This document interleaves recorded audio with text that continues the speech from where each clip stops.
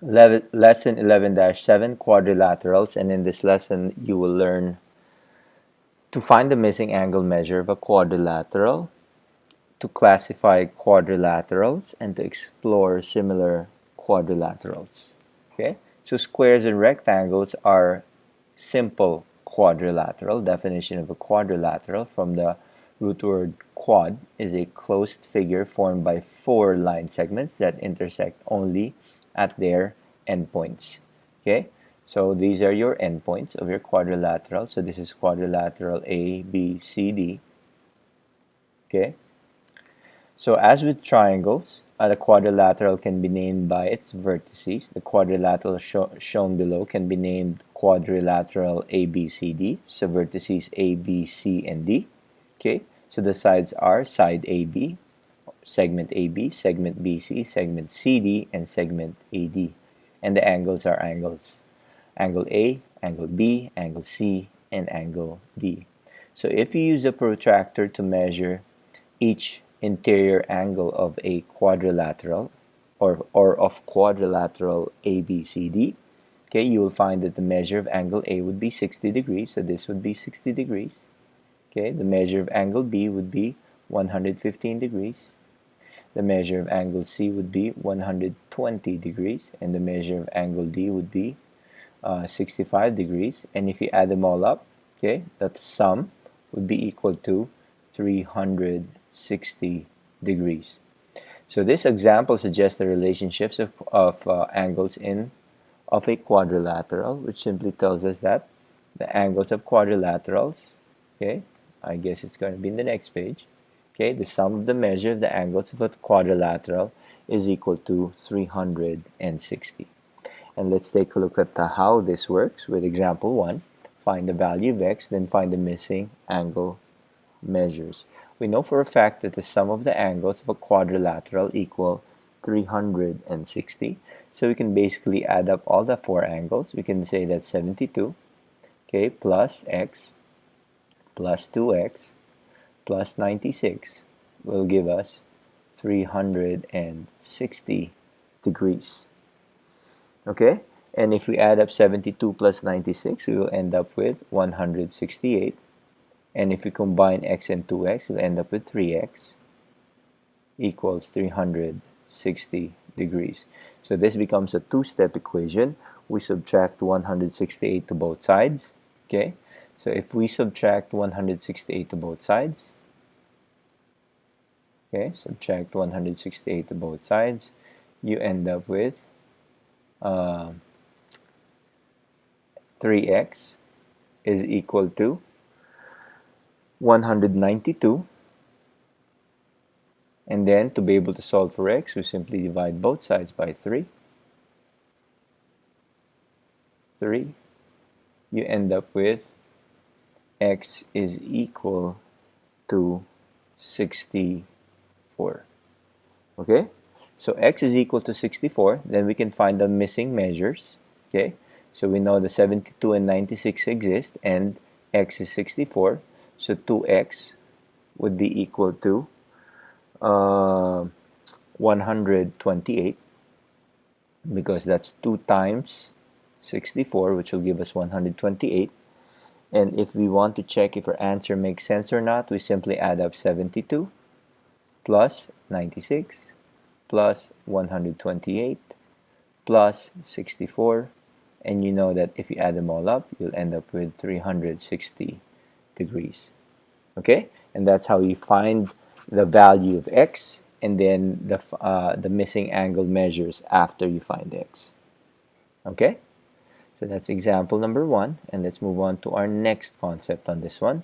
And this is a flow chart of quadrilaterals. So quadrilaterals with no pairs of parallel sides. This is how it looks like, no pairs of parallel sides.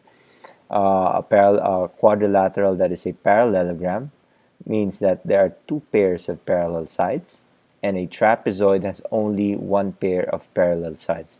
So the quadrilateral, no pair of parallel sides, a parallelogram will have 2 pairs, a trapezoid will only have 1 pair. So as a parallelogram, okay, it flows down to 2 things. It can either be a rectangle, okay, or it can be a rhombus. Okay, So a rhombus is a parallelogram with congruent sides. A rectangle is a parallelogram with 4 congruent angles. What do you notice about a rectangle? That it will have 2 parallel sides, but all the sides are not congruent. Okay?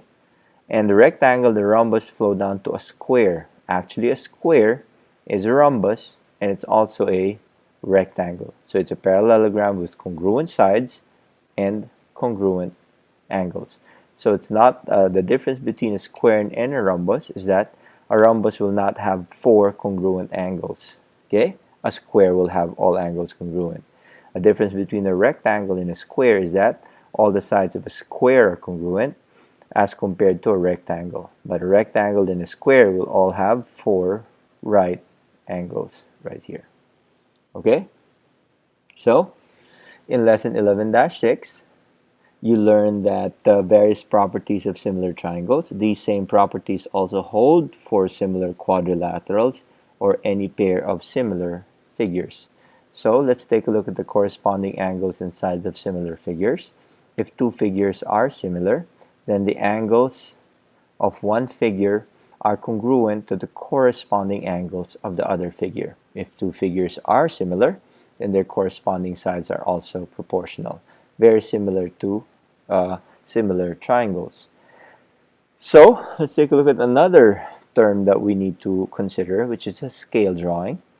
Okay, a scale drawing is similar to the actual object, but it is generally either smaller or larger. The scale is the ratio of the length of the drawing to the actual lengths of the object.